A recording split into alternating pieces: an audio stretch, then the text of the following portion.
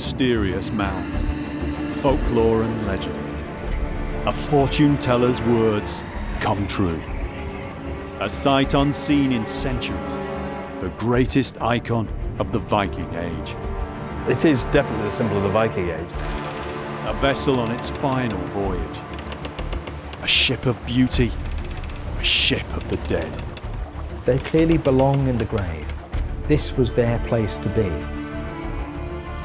A story of ingenuity, of one of the greatest excavations in Viking archaeology. The two women of Osberg are a mystery in every sense. And the discovery of the most stunning and intriguing grave ship ever yet discovered. The mysteries of the Osberg.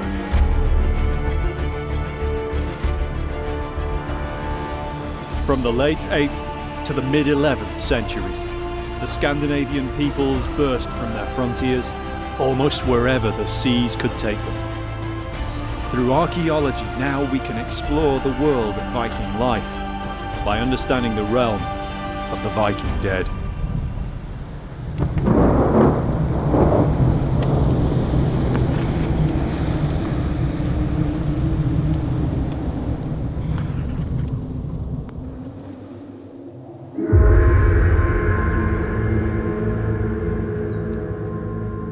Strange blow history's winds at times, down the centuries.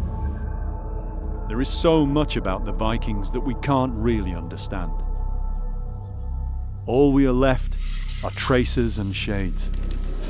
The full spectrum, so far, remains unrevealed by time and the earth. What is left to us from those times and those people is usually connected with death. The time when the living mark the passing of the dead into the next world. And for us, into the archaeological record. This is the story of an incredible burial, and of individuals whose lives and importance we can only wonder at, from the fragments which remain of their passing into that next world. One of my specialist fields is the Viking way of death. I'm really interested in how and why they deal with mortality.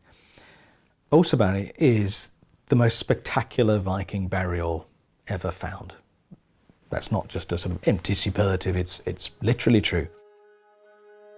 Osberg, or Osberg, was the name given to the beautiful ship buried with its amazingly well-preserved cargo more than 1,000 years ago. It was discovered at the dawn of the 20th century.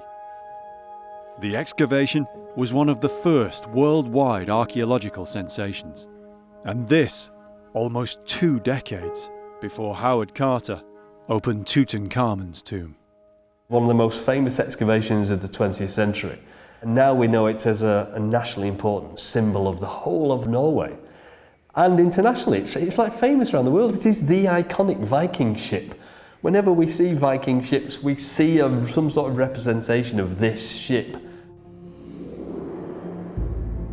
The Osberg boat, with its distinct serpent stem head, was raised from the ground in the summer of 1904. Anaerobic conditions in the grave meant that, very unusually, organic objects were incredibly well preserved. There were staggering finds of hundreds of objects: wood, bone, leather, and even textiles. Yet amid all this, in the whole ship, there were found just 2 human skeletons of 2 women. The remains were proclaimed those of the 11th century Norwegian Queen Ursa and her servant or slave. Norway had its legendary queen reborn in the new 20th century. And the ship. It was a number of years before the ship was carefully conserved and finally reconstructed. It became known as the Osberg.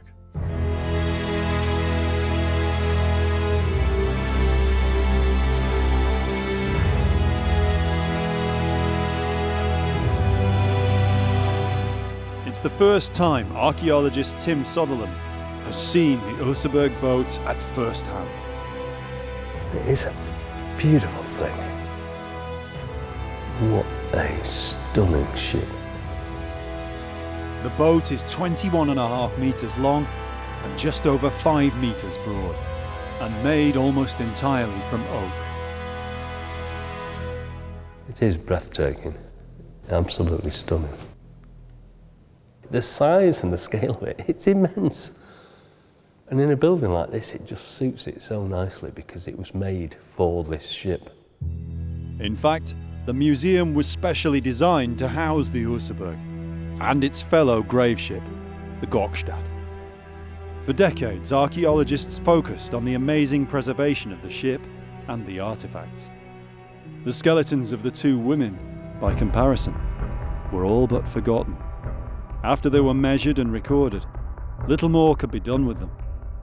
But they were supposedly Norwegian royals, however ancient, so they were reburied. There had never been any proof that the bones were those of Queen Ursa, and so, the evidence gone, the greatest mystery of the Osberg went uninvestigated. Who were the two women? Why were they buried so grandly? Were they a queen and her servant? Were they both of royal blood? Or were they something else? In the early 21st century, moves were made to re-examine some of these questions. Norwegian archaeologists and osteologists revisited the story of the Osberg and of the bones. Tonsberg archaeologist Terje Gonsum was instrumental in reopening the investigation. He and everyone else wanted to find out more about the two mysterious women. Osberg is very hard to understand, and things that are hard to understand can easily be mythical. And of course, it's intriguing. In 2007, the skeletons were disinterred in the hope that modern science could reveal something more about the two individuals. Good morning, ladies. Ellen Marie Ness is the curator of the Osberg exhibits in Oslo's Viking Ship Museum. So here they are, the two ladies who were buried inside that ship. And I think it's so amazing that they're here, that we can see them, that we can study them, that we have them. The skeletons were forensically re-examined to confirm their sex and, as far as possible, their age at the time of death. And this one is the older one, and she managed to be incredibly old when she died, perhaps around 80. And the younger one, a young lady, around 50 or 60. Good ages though for that period. Absolutely, but you know, it's better to be rich and healthy than poor and sick. There are also so many things to learn from the bones. The two women had certainly lived long lives relative to the times. Dendrochronology of the ship's timbers suggested the burial had taken place around the autumn of 834 AD. This meant that they had both been born prior to what we now consider the start of the Viking Age, around 793 AD. The two skeletons were incomplete, but from what remained, it was found that both had survived various injuries and ailments in their lives. But there was nothing to confirm what had killed either individual, although it was found that the older woman had suffered for some time with cancer. Analysis of the isotopes contained within their tooth enamel revealed that one of the women was probably Scandinavian in origin or descent, while the other, the older, may have descended from further east, possibly, though not certainly, from the region we now know as Iran. The story of the excavation to raise the Osberg is also intriguing. Tim travels south from Oslo to see for himself the mysterious mound in which the ship burial rested for more than a millennium. Tonsberg is reputedly the oldest town in Norway. Bora, not far away, seems to have been an area for royal burials. Numerous mounds have been found here. But the Osberg mound is on its own, well away from here, and not in any known burial ground. Perhaps that's why for so long it lay untouched. Now you see the valley, right? You have the church straight in front of you. Yeah. And it slopes down on both sides. Yeah, there it is. And there it is. Tim's being shown around by local Tonsberg historian Thor Hoidvin. He studied the story of the burial's discovery and the archaeological dig which followed. It's a strange tale, with its own blend of myth, folklore, and superstition. The mound itself isn't exactly hidden, but nor is it in a prominent position in the broad, shallow valley. It's low down, tucked away by a small, winding creek. What a bizarre place to put a burial mound. Yes. When you've got so many sort of high places that are outcrops of rock and things all the way around. Yeah. You know, if you wanted to do something out of the way, you could, or more prominent, you put them on the higher ground. The mound remained intact and half forgotten for centuries after the Vikings. Such places were suspected to contain ancient burials, but later generations were wary of digging into them, lest dire consequences should befall them. Everybody thought that this was a burial site from the Black Plague. If you started to dig in it, you would dig up the pest. Yep. And of course, all of Norway would die again. Fear of the medieval pestilence meant that the mound remained undisturbed until almost the end of the 19th century. Then in the late 1800s, there comes a farmer, Johannes Hansen. Little is known about Hansen. He moved to Tonsberg to farm the rich land here.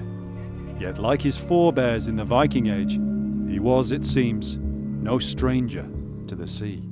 He was not only a farmer, he was also a seaman, a sailor. And he used for periods of time to travel to the United States to be skipper on a barge on the river in New York City.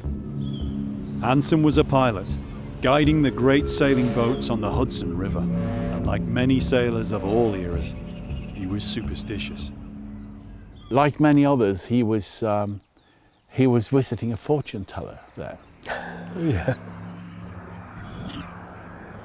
The fortune teller asked Hansen why on earth he'd come to New York, when the fortune he sought was back home on his farm in Norway, in the mysterious mound, the supposed plague burial.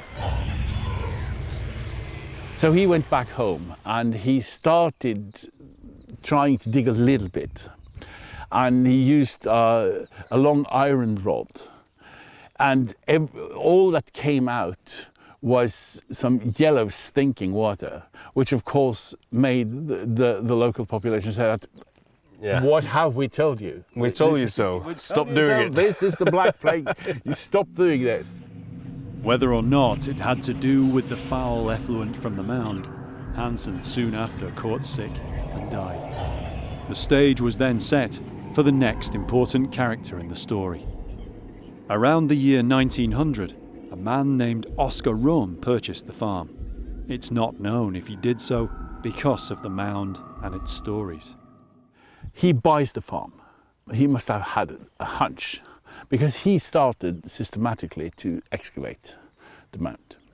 And in the summer of 1903, on Friday, the 7th of August in 1903, he comes home to his family, drenched in clay and very dirty, but very happy because he has with him a piece of wood with intricate carvings on it. So far as anyone can be sure, this piece of wood was the first fragment recovered from the burial beneath the mound. Rome could have no clue exactly what it was yet, but it was a sample of what was yet to come. He had to try and gain the interest of Norway's top archaeologist, and he didn't waste any time. And the next day, which was a very extremely hot August day in 1903, he takes the steamboat into Christiania, as Oslo was called at that time. And he walks the short way from the quayside up to the relatively new-built Cultural Institute. And he walks in, and there sits Professor Gabriel Gustafsson. Gustafsson was actually Swedish. He was already well respected in Oslo's Cultural Institute, but he could have no idea that what Oscar Rome brought him that warm day would lead to him becoming one of the most celebrated archaeologists in the world. This farmer, Oscar, comes in and says, I think I have found something very interesting on my property. And then Oscar takes out the piece of wood and shows it to him. And then the professor came to life. Gustafsson was hooked. The very next day, his birthday, he travelled to see the mound for himself, and the process was set in motion. The Osberg boat and its silent passengers would be revealed. News of the Osberg and its treasures spread far and wide as word got out among archaeologists and people interested in Viking history. Archaeology itself was changing at the time, from the leisurely pursuit of amateur antiquarians to something more scientific. It's because of this that there are other treasures from the Osberg, which help now to tell the story of this incredible dig. To see for himself, Tim heads to the Cultural Institute, where Professor Gustafsson worked. Here in the vault are the dig archives from the excavation. They're almost as important as the artifacts and the ship itself. This is the documentation from the excavation at Osberg in 1904. This is Gustafsson's diaries, and this is his sketchbooks. Anna-Britt Halvorsen is the archivist in charge of this unique trove in Norway's archaeological heritage. So these are his day-to-day thoughts and what he was doing and what his plans might be. Yes, it is. Contained in the notes are traces of the character of an archaeologist who perhaps knew he was working on the most important dig of his life. You can see that he has just grabbed the book because it's sometimes upside down, and but he dates every. And of course, this is exactly what we do today. A lot of it is now done digitally, so it's fantastic that these still exist, and it's how he carried out the excavation. This is presumably the excavation trench, so it's 1, 2, 3, 4, 5, 6, 7, 8. Yeah. And it also inside the ship, so it's 9, 10, 11. So we cut it into sections. Yes. And excavated ABC, it. A1, 2. Yeah. And vertically as well. And it's not that different to the way we would do it today, but obviously now we have modern techniques and digital instruments. Yes, but this is quite modern techniques actually. Writing it all down, having artists drawing. I think what's really important about this is that these are the first days, the first minutes of the excavations, and of course this went on to be a nationally important site. So is this where all this took place then? Yes, this building was actually quite new in 1904. They just opened for the public. These are the very same offices where the professor was dozing that afternoon, hardly expecting what was to happen over the next weeks and months. And of course it was initially something brought in by a farmer. It was something that could have been something and nothing, but it turned into something massive, something nationally important. Yeah, this is very important because this is what the farmer, Oscar Rom, this is the wooden piece that he brought to Gustafsson here at his office. You can just imagine it. It's a hot day, he's waiting to go home, and somebody comes into the office with a piece of wood that's potentially going to change his life. And little does he know what it's going to turn into, but that was the day that literally changed his life. His eyes must have opened and he goes, okay, yeah. This is quite important. I have to check this out. It started with one piece of wood, but it turned out to be something that is now iconic. Absolutely. More than 100 years after the excavation, the Osberg still has a major international appeal. Many of the artifacts, too, are now displayed here in the Viking Ship Museum. There are so many, though, that even more are kept in store. For some items, the conservation process is still going on. It's fascinating to compare some of these pieces with the drawings in the dig archive. Perhaps most of all, the carved piece of wood that first aroused Gustafsson's curiosity. It's actually the very top of one of the Osberg's distinctive serpent stem heads. In fact, the artifacts are dominated by animal imagery. Among the most striking are 4 figureheads. They're carved from wood in incredible detail, each one different. Leopards, lizards, or a dragon's head. Like the serpent stem heads of the ship itself, they're famous and almost everywhere you look in the imagery and lore of the Viking Age. What makes the Osberg artifacts so special is that the vast majority of them are of organic material, mostly wood, bone, or textiles. It's very rare that these kinds of materials survive so long in the grave. Something we tend to forget when we think of the Viking concept of value is textiles. Textiles are very, very time-consuming to make. Other kinds of materials, particularly silk, very expensive. And we know from some of the burials of the Viking Age that really, really flashy clothing, covered in silk, lots of different colours and textures, things that would catch the light when you're in a firelit hall, clothes that would shimmer and glow. That is another kind of wealth, and a very important one. As well as the boat itself, the dead were provided also with other means of transport. There are several sleds, and the largest item, a large wooden cart. Maybe the 2 women, advanced in years or too sick or infirm to walk, used these in life. Again, everything is ornately carved, and on the cart is depicted the goddess Freya, who it's said also had a carriage, pulled by cats.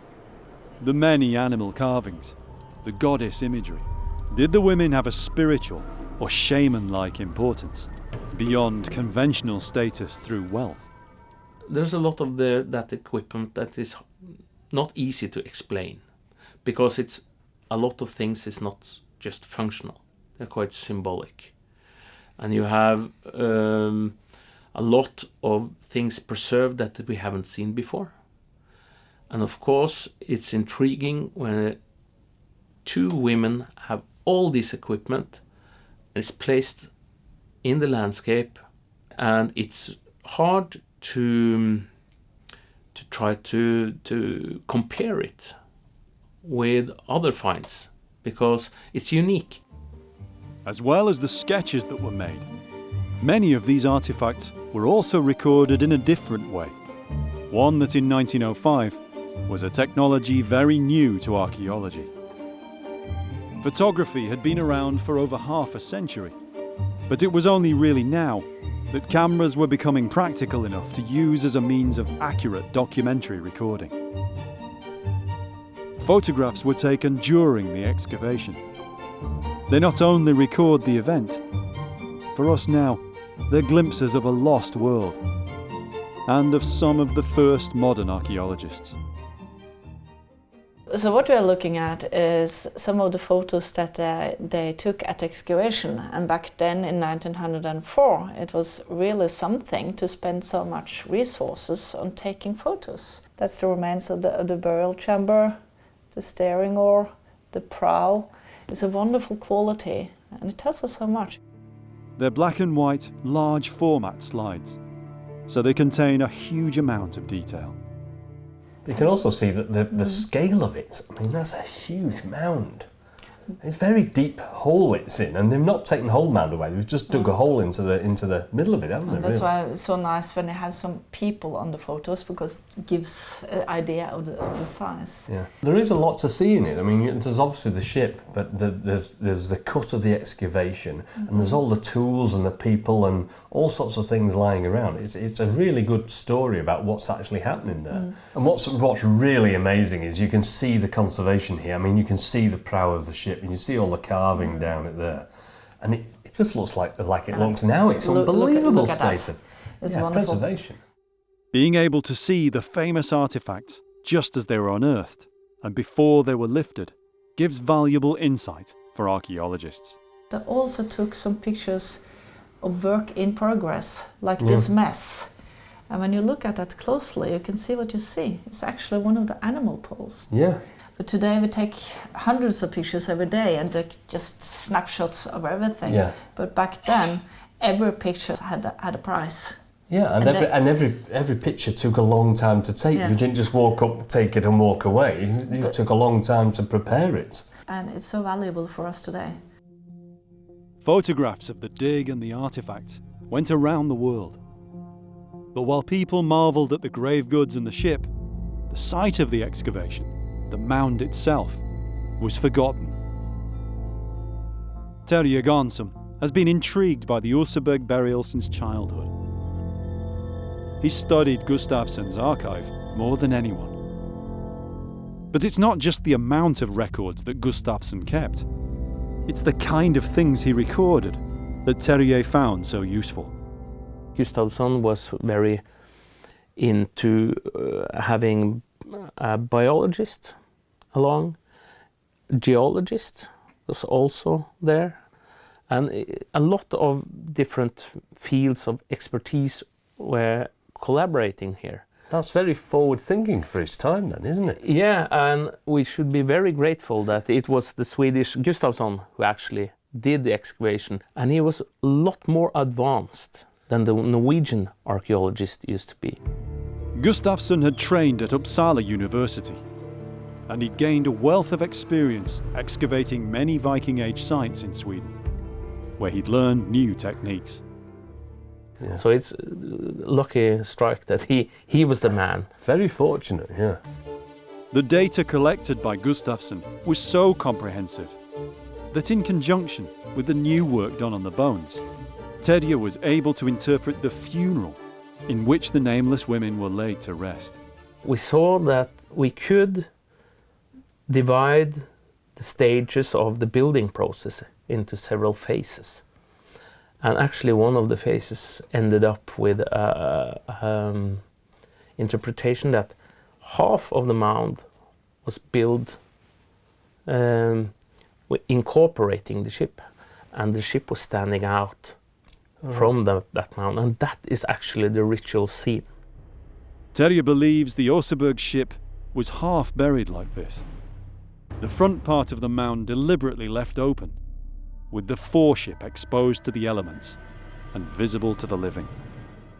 And it's in that foreship all the offerings and the rituals took place.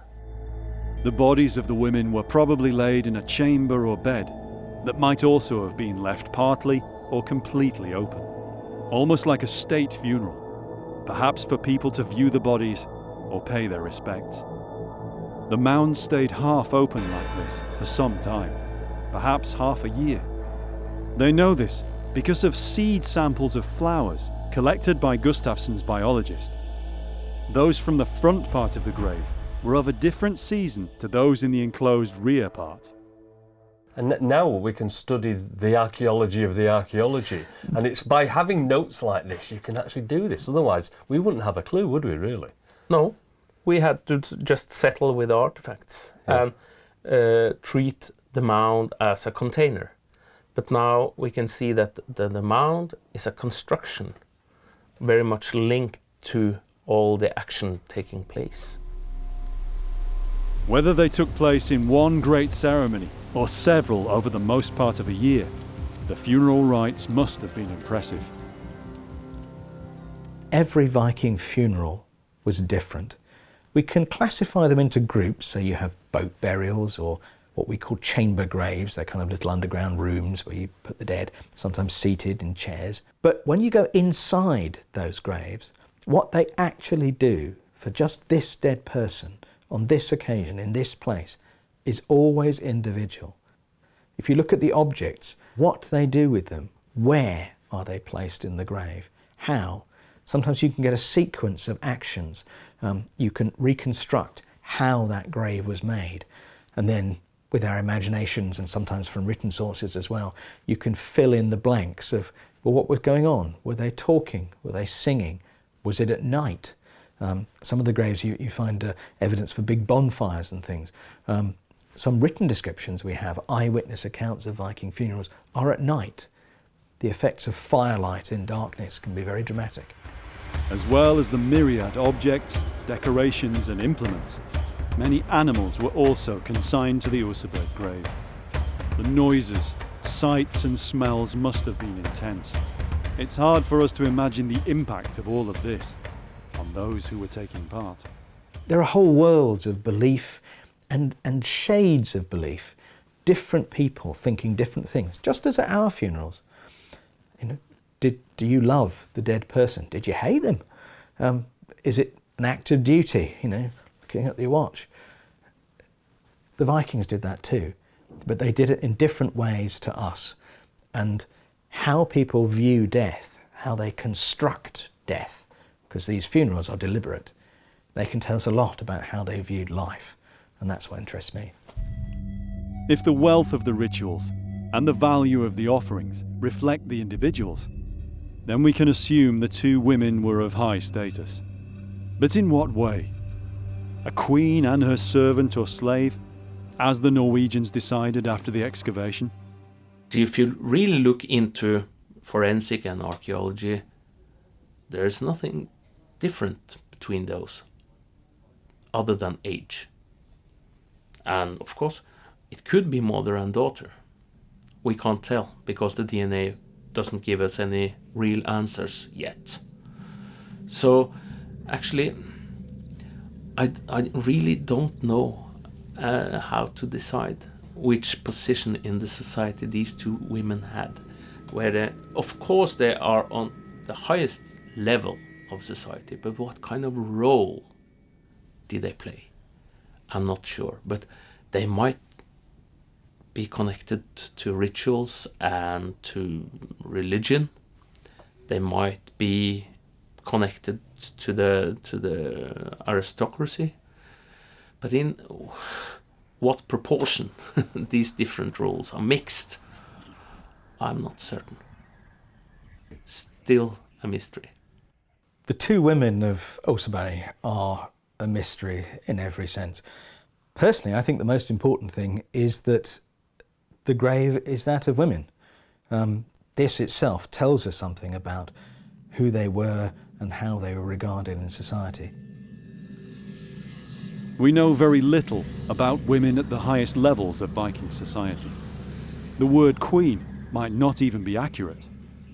We can't really say if the Osberg burial are about secular or religious power.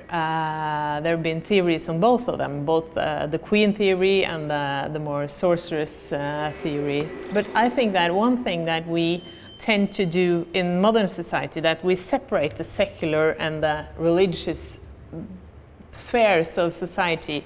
But I don't think that necessarily was the case in the Viking Age, and that secular and religious power were really connected. To separate them, I think it will probably be wrong.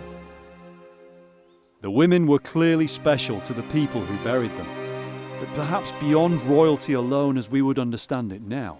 There's something more religious, shamanic even, suggested by the animistic imagery of the artifacts, and even of the serpent stem heads of the ship itself.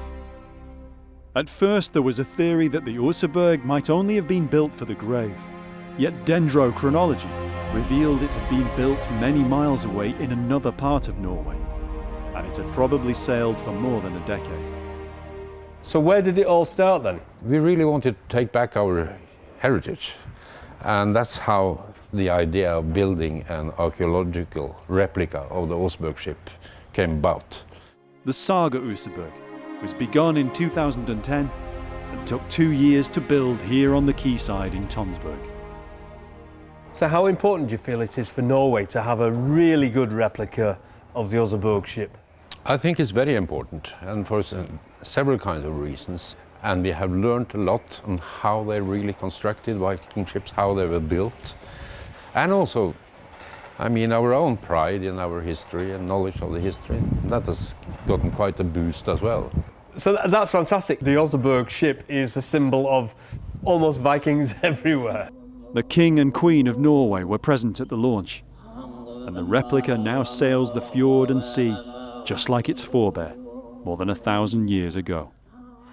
Oh, yeah, you can actually. We're about 10 metres from here, and the first thing that strikes you is not just the visual appearance, but also the smell. It's a very peaty, sort of earthy smell, and it's wonderful. It's fantastic. Is it okay if we go on board? Yeah, be my guest. Excellent. Thanks very much. Uljarald Flaten is the Saga Oseberg's skipper. Prepare for the time machine, stepping 1200 years back in time. That'll do me. That'll do me. It's very stable, isn't it? I mean, it's such a huge ship. And it's a lot broader than I thought. You can really get a sense of how wide it is. Yeah. Oh, it's gorgeous. Yeah. It is. It's a beautiful smell. But you can imagine why it smells, because it's all the wood, the different timbers, the ropes, all the tar, and originally all the rigging and the canvas or whatever. Oh, it's made of sheep's wool, wouldn't it? Yeah. The original sail. It's fantastic. Absolutely fantastic. It's almost unbelievable, you know, standing here on a perfect replica of the Osberg ship, even down to the detail in the figurehead. And it's stunningly beautiful. All around the world, whenever you see stories of Vikings, you see that figurehead up there, don't you? It's an exact replica of the original, not only in its overall structure. Every strake and plank was carefully copied, right down to the smallest detail, including the ship's many intricate carvings. These too have been preserved, leaving some interesting clues about the boat and the women who were buried but also might have sailed aboard it. The DNA analysis of the older woman revealed that it was possible she'd suffered a condition which gave her masculine traits in later life, including maybe facial hair. 1200 years ago, this was a burial ship, and aboard the ship was two women. One of them was around 80 years old. She was walking like this, and she had a disease which made her quite male. She had very deep voice and a beard. I see you... Not the most beautiful of women then. But I think quite powerful. Possibly, yeah. And we think that this woman is the owner of the ship. You see, it's a woman. Ah, yes. And you see, she has a beard. Yeah. So maybe that's her then. That's her. We know in some cultures, powerful women were sometimes depicted with a beard to appear more masculine. So it could be symbolic, or it could just be coincidence. And in a prominent place as well, right on the prow, facing the crew. So definitely an important image. Absolutely. Some of the carvings were much more personal and a real bonus for archaeologists to discover on the original. But I will show you something, because you won't see this at the original because it's well hidden. So, wow, that's original? Yeah, that's original. That's a copy of the original carving? Yeah, that's Viking graffiti. But it's not just any old graffiti, is it? That is, without a doubt, this ship. Yeah. So somebody's drawn a picture of this ship on one of the planks of this ship. Yeah. That is unbelievable. And it's maybe they had some spare time and had to do something, or maybe it's a ritual. We don't know. It's almost as if they're doodling. Yeah, it is. Just sketching and had time to spare. That's really, really nice. I like that. And that's without a doubt, isn't it? I mean, you can tell the way all the lines are drawn. This is definitely this prow. I'll show you one more thing. Yeah? Yeah. Better than that? Maybe. On some excavated boats, carvings have been found, perhaps by the builders or members of the crew, of the outline of a hand or a foot, almost like a signature. I told you the owner of this ship was quite a small lady. And here, oh, look at that. Here we have a carving of a foot. And it's quite a small foot. The carving is comparable in size to leather shoes from the grave, which show signs of having been used before the burial. There are some sites especially in Scotland, for example, they apply carvings of feet Yeah. to quite significant places. Yeah. That would be so nice to think that that was her foot, wouldn't it? It would. One of the greatest mysteries of the Osberg burial, beyond the ship, the artifacts and the skeletons, is where it was commended to the ground. This part of Norway isn't remote or a wilderness. In the Viking Age, it was much the same as it is now, just farmland. So you don't know why the mound is there? No, Not at all? No, it's no roads there. We can't connect it to any communication route, and that is the most obvious thing with other rich grey mounds.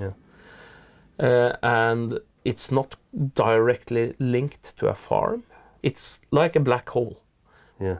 We have tried a lot of different angles and methods, but to be honest, I really don't know how on earth they chose that place.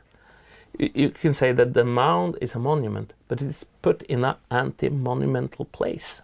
Yeah. Lowest part in the valley, not visible from very many places from that valley. Archaeology showed the boats had been dragged over land to this spot. The timber they had used to do this was still beneath the keel. So it's an active choice putting it down in that valley, but we can't really know why. So it may be that something that is under even what's left of the mound and the former excavated trench that they put the ship in. There may be something under the whole thing that would tell us why they did it. But maybe, and maybe not, because Whatever reason the location was chosen, another clue in the dig archive suggests that one thing was for sure. The two women were meant to remain right there, right where they were buried. You always hear that, well, the Vikings, they buried people in a boat so that they could sail into the kingdom of death, but not the two ladies. They were supposed to stay put in the grave. I mean, look at the size of the stone. And that's the anchor. Do you think that's the real anchor stone? It's not an anchor stone, it's just made for the funeral. So this looks like it was meant to tie that ship to the ground in that location. Certainly look like. It's huge. And it's so interesting why those two ladies shouldn't leave. That's interesting, isn't it? So they were supposed to stay there forever. Leaders, spiritual figures, witches. Perhaps all of these at once. Buried in a beautiful boat, but moored to that place, tied into the grave for some reason. DNA and other analysis in years to come may well reveal more about the two women, but we're unlikely ever to know all the answers. I think that the key to this is to unpack our assumptions, not to be so sure, so ready to come to conclusions about these graves, and instead to try and begin with what they are, the collections of objects, the particular combinations of people and things and actions at a particular place and a particular time, and then work from there. They clearly belong in the grave. This was their place to be. The burial ship of the Osberg weaves its mysteries yet.